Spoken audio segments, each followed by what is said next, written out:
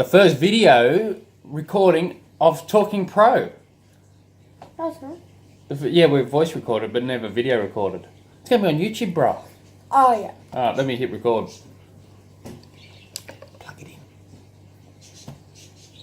Ladies and gentlemen, boys and girls, children of all ages, welcome to episode number 3, or it could be number 4, of Talking Pro. My name is Tim Egg. I am with... Jackson.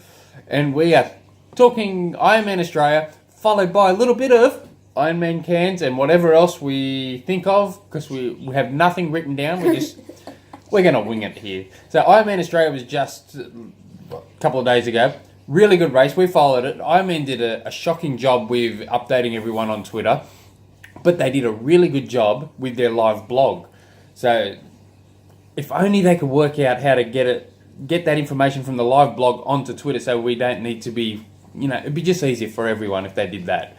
But you and I, we had it up on, had the laptop up in the kitchen, and you kept looking at it and go, Dad, there's a live blog, they've updated, and so I'd run over and right, so, Marino's extended his lead to 2 minutes 31 on the bike, and, it was good, wasn't it? Yeah.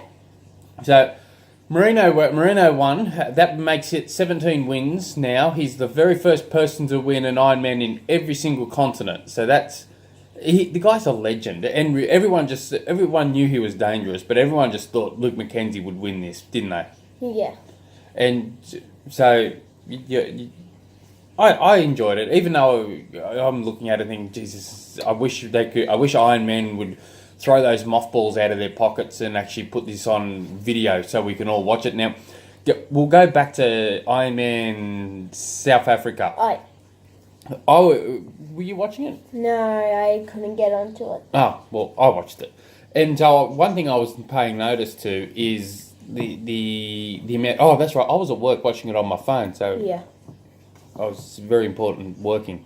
One thing I did notice was the amount of people clicking in to view it. So generally on the bike, there was roughly around 2,000. It jumped between 2,000 to 2.2 thousand. But once it got onto the run, that number soared to 5,000, 6,000, which aren't really good numbers.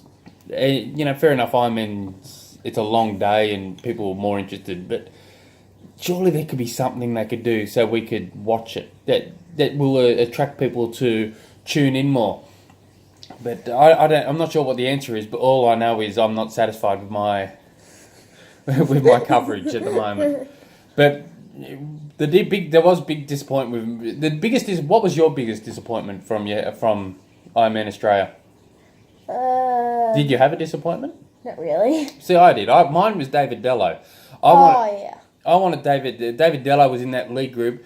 I don't know. I haven't read any reports from him yet to see what happened, but I can't help think he burnt way too many matches riding with Marino up front. I can't help think he probably should have laid back, hung with Luke Mackenzie. They could have worked together. Luke Mackenzie, Paul Ambrose, who's a past winner of that race, they could have. I think that the three of them could have done some damage. Oh, and what about Luke Mackenzie putting on the different stuff in while the race was going in that? Yes. Now, Jack brought this to my attention yesterday, where he goes, "Look, Dad, look what Luke's wearing with his socks. They're different socks." And we, all of a sudden, I became highly intrigued by that. That at first I thought they were socks, but they were like those arm warmers, but for his shins. Now they were the arrow lines. Yeah, with the aerodynamic engravings into it as well. Now he put some sleeves on to help keep warm, I'm guessing. And some gloves. Yeah, and some gloves. But he also took a little bit of extra time in transition 1 to add these things to his shins. Now I've never seen these before. They're like calf guards almost, but not fully.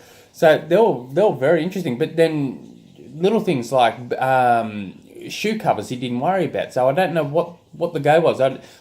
Generally, when you're trying to keep warm, you'd go more knee warmers that could go up more into your thigh. So I don't think it was to keep his body warm. So unless he knows something that I don't, which is obviously very possible. He added very little stuff to make him faster. Yeah, but he would have lost a little bit of time in transition 1 and adding all that little stuff to it. But he was, I think he was averaging around 315 watts And so that just, you can't help think Marino must have been 350-ish, thereabouts, give or take a bit. So they were moving, and I kind of thought, Marino, if Mackenzie can run, these days he can run a 250, 249, maybe a 248 on a very good day. I don't think he could run that at Ironman Australia, but I think he may still get this. It's going to come down to the last couple of kilometres. But going back a half a dozen years ago, Luke Mackenzie was a 3-hour runner, thereabouts. And so what he did was, I think this is what he did, he lost us. He really leaned up. He lost a lot of upper body muscle mass. He lost any unwanted fat he had. And for some reason, that he was able to find an extra 10 minutes in his run. Now, you look at someone like Clayton Patel, who didn't finish the race. So I don't know if he started or not. But he's around a 3:03 thereabout runner. If he could take just 2 minutes off per 10 kilometres of that run, so he can just take an extra 8 minutes or so off his Ironman run time, that would put him into a whole world of dangerous goods. He'd be severe, but how does he do that? You can't say, just lose a little bit of extra weight. He's already, twig. Yeah, he's a stick. Yeah. But yeah, so it's interesting. I did notice though, Clayton. So we'll just move forward slightly to Ironman Cairns. A lot of people that were booked in for Ironman Australia has also booked themselves into Ironman Cairns, guessing that if things turn pear-shaped, they'll back out and they'll be right for Cairns. Now, I'm guessing that's what David Dello is, because I'm looking at this isn't the official start list. I haven't published that yet, but this is the entry list that I've got in front of me. You got David Dello. The biggest surprise here, and I don't know why his name is on it, is Tim Van Berkel. No, not him. Though I think he's qualified too. But Terenzo Pisoni. Terenzo Pisoni does not need to qualify for Kona, but yet for some reason he wants the money. It could be the money. I see no benefit to seeing Terenzo Pisoni's name on Ironman Cairns. Disappointing I'm not allowed to go though, because I want to see all these good names like Gomez and that. Yeah, but he's already qualified for Kona, so why put yourself through with all that? And Terenzo Pisoni gets himself really fit and races as much as humanly possible while he's at that level, and then he has a little break. I thought he'd have a little bit longer break and build for build for Kona. So his name's on it. No, you got Luke Mackenzie's name on it, which I don't think he will, because Luke Mackenzie, I'm pretty sure now, is safe for Kona. Maybe he's trying to get on the top of the list for Kona with the points or something. Yeah, I think Luke. See, the cutoff for Cairns, I think, was either last Friday. So they had anyone who was racing Ironman Australia that was using Ironman Cairns as a backup. I think that by memory, I think they got 6 weeks, so they had to put their name down. So I don't think Luke Mackenzie's going to be a show at Ironman Cairns. I think he'll be there. What about Levi Maxwell? Oh, hang on, I'll check his name. But I think Luke Mackenzie will be at Cairns, but I think he'll be selling his stuff. He's selling his cycling and tri kits in the expo. Going down the list, David Dello's in it, Clayton Patel's in it. Now Clayton Patel didn't finish. So I already covered that. I don't know if he started. Gomez has obviously put his name down for it. Luke Mackenzie, Tim O'Donnell's doing it. That's right. Oh yeah. And his wife Marina. Sorry. Melinda Caffrey will win. Girls. I'll check out who. Liz Blatchford's doing it. Tim Van Berkel, he's going to be at Cairns. He's a champion, past champion. Now, in 2016. But I said, I think it was in the last episode, I think Tim Berkel's just missing a step these days. He just doesn't seem to be what he was. Now, I'm going to have to take that back, because he did Ironman Texas really, really recently. What did he come there? I think he podiumed, but he ran what was it? He sub. Why is he doing Ironman Cairns then? Why didn't he do Ironman Australia instead? Well, he may not be. I think. He's qualified actually. Yeah, so it'll be interesting to see. Because he did Bustleton, then he went over and did Texas. Where did he come at Bustleton? 3rd. Oh, yeah, he should have qualified then. Because Cameron Brown came second, and then Trenzo.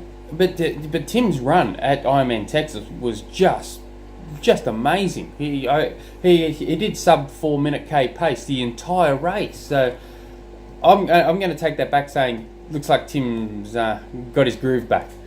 So I'd love to see him just go toe to toe, because he's a spectacular runner, and I would say there's two people in particular I think just got I'll throw three people into it that I think have got the nicest looking run in all of pro triathlon. That is Craig Alexander. I think is just beautiful looking run. You've got Tim Van Berkel. You could watch those two run all day. It's just like art. And then I could throw Patrick Langer into that too now. Can I mention something? What about Macca?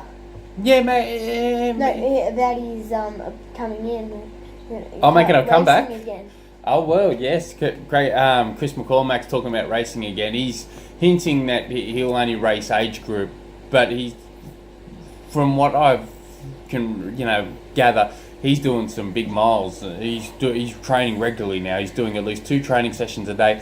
I would not be surprised to see he goes, okay, I'll make a small little comeback to the pro field, racing 70.3. So he's talking about only racing 70.3. He's basically taking a similar path to Craig Alexander. I think he'll get lynched if he decides to race as an age group on these things. Cameron Worth is also going to be at Cairns. No surprise, he puts his name down for every single race around the place. And for the women, Liz Blatchford, Marina Carfray's in it. Sarah Crowley's coming back, defending champion. Now, why isn't she up there listed? Sarah Crowley, that'd be a good race between Marina and Sarah. Just looking else who's down. I'm still thinking Belinda Carfrae will win because of her killer run. Well, do you know that 70.3? She did the. Did she do a 70.3? Yeah, she did. Yeah, she did a 70.3 just recently. That was her fastest 70.3 in years. So I wonder if they're having that rest to have a baby and coming back, she's become more hungry in the head. She hasn't got that constant wear and tear of training day in, day out, week in, week out. So I wonder if we're going to see something pretty special in Cairns from her. She's got, in her head, she probably got something to prove that, I can be super mum and be super pro triathlete too. So we'll see. Yeah. And she's overdue to be racing in Australia. I've thought someone like her should be racing once a year in Australia, just to help grow the sport here. So I think that's. What else have we got going on, Jackie? I can't think of anything. No, we'll be able to think of about 1 million things in. Oh, what was the question you asked before? Oh, is Jodie Swallow racing? No, Jodie Swallow's not racing. But you asked a question before we started recording, and I said, "Oh, ask during the show." I forgot. Yeah, it's all right. So did I. We'll have to wait till the next episode of Talking Pro. Thanks for tuning in, ladies and gentlemen. My name is Tim Egg. This is Jackson. Until next episode. Hooroo. Hooroo to you at home too. Come on.